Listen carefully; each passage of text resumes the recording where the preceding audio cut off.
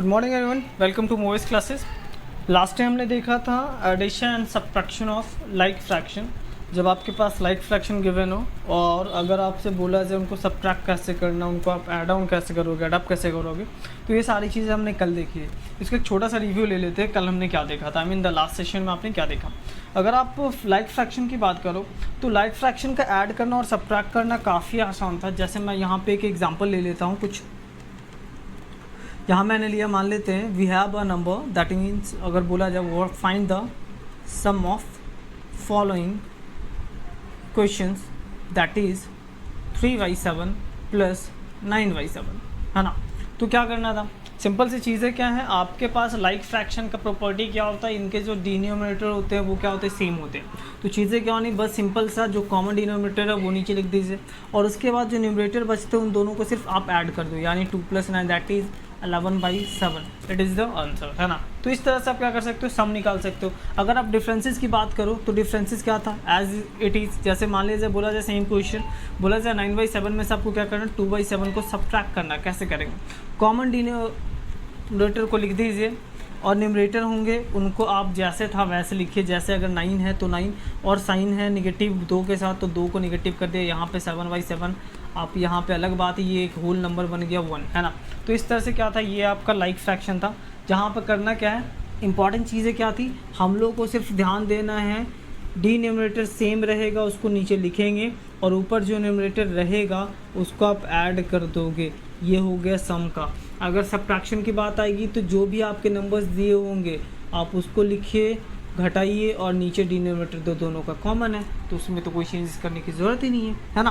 तो इस तरह से आप इसको क्या कर सकते हो, ऐड कर सकते हो और सब्ट्रैक्ट कर सकते हो। चलिए अब आगे देखते हैं इंपॉर्टेंट चीज़ें। आज हम लोग का इंपॉर्टेंट सेक्शन ये होगा कि जब आपके पास अनलाइक फ्रैक्शन दिया हो रहे और अगर इसको ऐड करने की बात आए या सब्ट्रैक्ट करने की बात आए तो कैसे करेंगे, है ना। तो चलिए देखते हैं कि क्वेश्चंस लेते हैं और क्वेश्चन से समझने की कोशिश करते हैं, है ना। तो बोला जा रहा है, मान लीजिए we have a question that is 2/7 and add 3/6, है ना। तो करना क्या है, इसको ऐड कैसे करेंगे। चीज़ें सिंपल हैं, थोड़ा सा ध्यान दीजिएगा। अगर ऐड करने की बात होगी तो कभी भी अनलाइक फ्रैक्शन को आप डायरेक्टली ऐड नहीं कर सकते। इंपॉर्टेंट चीज़ें क्या है, यानी कि हम लोग को क्या करना पड़ेगा, इन दोनों को लाइक फ्रैक्शन में चेंज करना पड़ेगा। ठीक है, इसको थोड़ा सा समझिएगा क्या हम बता रहे हैं। जनरली आपने पढ़ा होगा क्या, अगर हम इसको ऐड करना रहता है क्या करते हैं हम लोग, इनके डिनोमिनेटर्स का एलसीएम निकालते हैं, है ना। क्या निकालते हैं, एलसीएम निकालते हैं। तो अगर हम निकालना चाहें तो कितना हो जाएगा, 7 और 6 का एलसीएम कितना हो जाता है आपका, पता है आपको। 7 एक प्राइम नंबर है ना। तो कितना हो जाएगा आपका 21 ही यहाँ हो जाएगा सीधा 42। आपको एलसीएम निकालना आता होगा, उम्मीद है, ठीक है, सभी को अच्छे से।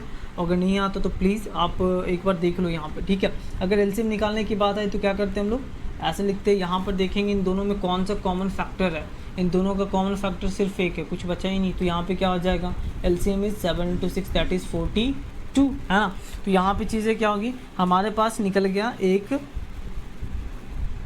एलसीएम इसका 42, है ना। अब क्या करते थे, अब इस 42 को हम क्या करते थे, इनके डिनोमिनेटर से डिवाइड करते थे तो बचा 6, है ना।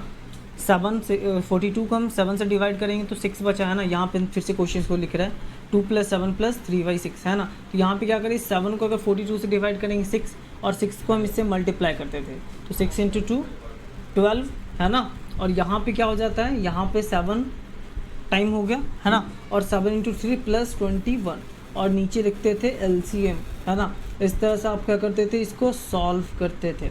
अब इम्पॉर्टेंट चीज़ें हैं कि यहाँ पर ऐसा हम क्यों करते हैं, एलसीएम ही क्यों चाहिए, है ना। उसका जवाब हम आपको यहाँ देते हैं।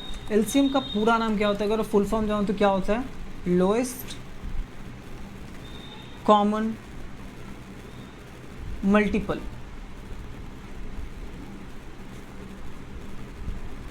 है ना।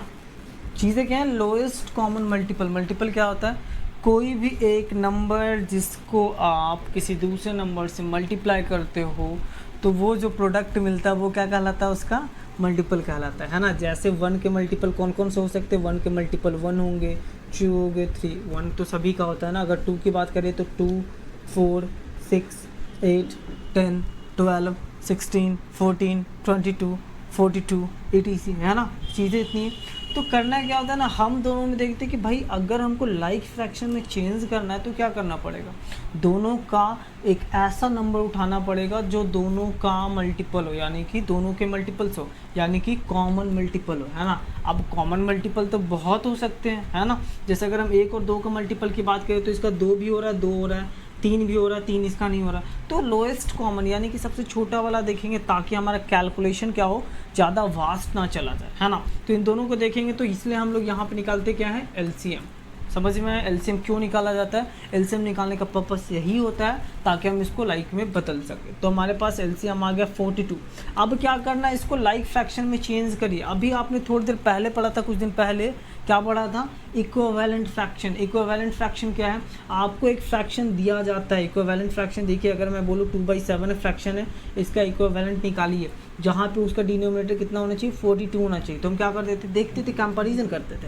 यहाँ पे देखेंगे कि 6 का कितना टाइम है, ये 6 टाइम है, तो ऊपर वाला भी कितना टाइम होना चाहिए, 6 टाइम होना चाहिए, दैट इज़ 12/42, है ना। तो इसका लाइक फ्रैक्शन में इसको चेंज कर सकते हैं, 12/42।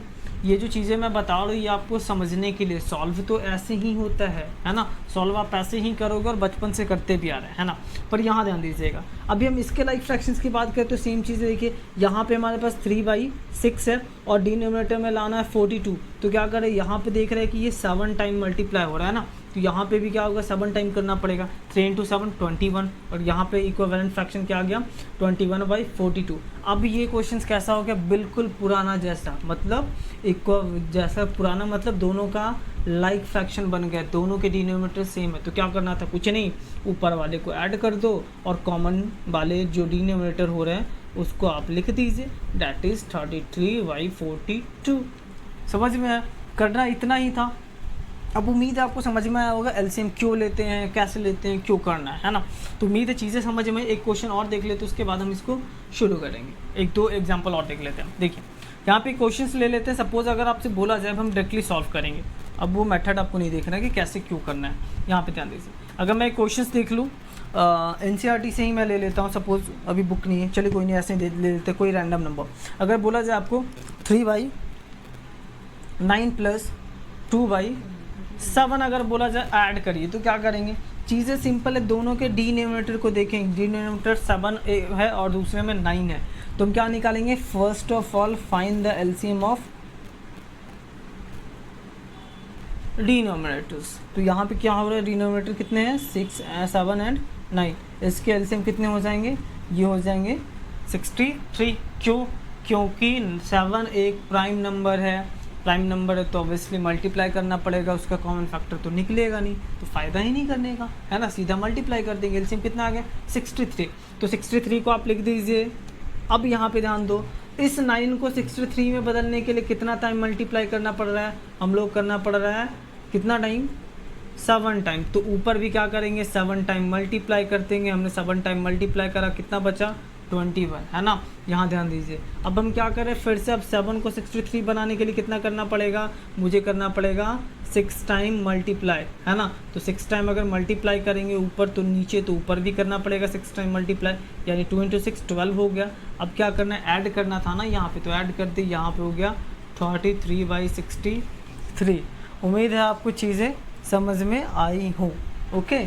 तो ठीक है, उम्मीद है चीज़ें समझ में आई हो। आगे देख लेते हैं कि अगर आपसे बोला जाए कभी सब्ट्रैक्शन की, घटाने की, तो क्या करेंगे। चलिए इसी क्वेश्चंस को हम लोग सब्ट्रैक्ट करके देख लेते हैं, है ना।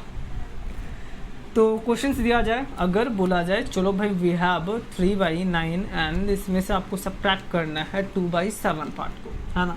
तो क्या करेंगे, सेम चीज़ है, एलसीएम निकालिए। 9 और 7 का एलसीएम कितना हो जाएगा बच्चे, 63। लिख दीजिए 63, है ना। क्या करेंगे, इस 9 को 63 बदलने के लिए 7 से मल्टीप्लाई, तो 7 का टर्म ऊपर से मल्टीप्लाई करना पड़ेगा, 21 हो गया, है ना। नीचे माइनस का साइन, देखो ऐड करना, सब्ट्रैक्ट करना तो वही प्रोसीजर है, सिर्फ साइन चेंज होगा उसके अकॉर्डिंग, लेकिन उसके अलावा बाकी की सारी चीज़ें आपके बिल्कुल पहले जैसी होनी है ना। तो यहाँ पे क्या कर रहे हैं, 7 को करेंगे तो कितना टाइम, 9 टाइम, 9 × 2 18, है ना। यहाँ पे 6 × 2 12 होगा, है ना। ओ चलो यहाँ पे ध्यान दो, थोड़ा सा गड़बड़ हुआ था। यहाँ पे 63 लाना है तो 9 होगा, 9 इंटू 2 18 होता है। एक्सट्रीमली सॉरी, यहाँ पे ध्यान दीजिएगा, थोड़ा सा कैलकुलेशन इशू हो गया है। यहाँ पे कितना हो जाएगा, 39/63 होगा। और यहाँ पे ध्यान दीजिए, यहाँ पर एग्जैक्टली 18 होगा, है ना, 9 से होता है ना, 9 इंटू 7 63, है ना, तो 18 अब यहाँ पे बचेगा क्या, सब्ट्रैक्ट करेंगे तो 3/63। दिस इज़ द आंसर, है ना। उम्मीद है समझ में आया होगा। अब एक छोटा सा टिप समझिएगा अपने तरफ से, मैं बता रहा हूँ कि अगर आपके पास डिनोमिनेटर में प्राइम नंबर हो तो कुछ मत करो, क्रॉस मल्टीप्लाई कर दो। क्रॉस मल्टीप्लाई का मतलब इन दोनों कैल्शियम ले लिए, 63 हो गया, ऊपर कर दिए 7 या 21 और यहाँ 9 दूनी 18, है ना, समझ रहे हैं। अगर क्या होना है, अगर प्राइम नंबर दे तो कैलकुलेशन ज़्यादा दिमाग लगाने की, जैसे बोला जाए 3/9 है और यहाँ पे इसको ऐड करना है आपको 6/11 से। बताओ 11 और 19, 9 में तो कोई प्राइम फैक्टर होगा नहीं, तो कॉमन डिनोमिनेटर में क्या करिए, मल्टीप्लाई कर दिया, 99 हो गया, हमने डिनोमिनेटर को मल्टीप्लाई कर दिया, ठीक है। अब यहाँ पे क्या है ना, क्रॉस मल्टीप्लाई करो, 11 इंटू 3 33 एंड 9 इंटू 3 9 इंटू 6 63, बस सॉल्व कर दीजिए, इतना हो गया आपका आंसर। उम्मीद है आपको समझ में आया, ठीक है, ये जल्दी से करने के लिए। तो आज के लिए इतना ही। आज आपको सिर्फ बताया गया how can we calculate unlike fractions, ठीक है। अनलाइक फ्रैक्शंस को आप कैसे कैलकुलेट करोगे, इवन वो एडिशन की बात हो, इवन वो आपके सब्ट्रैक्शन की बात है ना। तो उम्मीद है आपको चीज़ें समझ में आई हो। फिर मिलते हैं अगले वीडियो में, तब तक के लिए आराम से प्रैक्टिस करिए और होमवर्क सबमिट कर टाइम पे, ठीक है। तो मिलते हैं फिर, थैंक यू।